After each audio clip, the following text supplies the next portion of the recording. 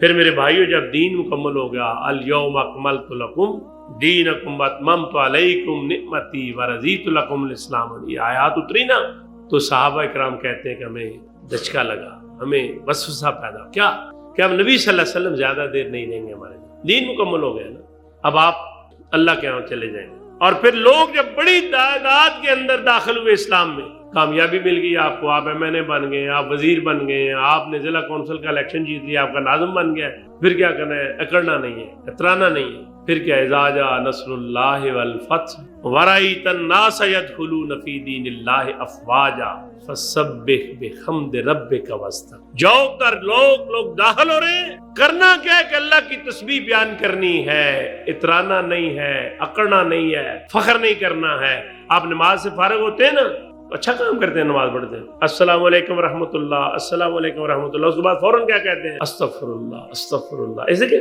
تو آپ نے تو اچھا کام کیا ہے، تو استغفر اللہ کیوں کر رہے ہیں؟ استغفر اللہ اس لیے کرتے ہیں کہ آپ کے اندر ایک کبر نہ آ جائے کہ آدھے مردان نے نماز نہیں پڑھی اور ہم وہ سعید لوگ ہیں جنہوں نے نماز پڑھی۔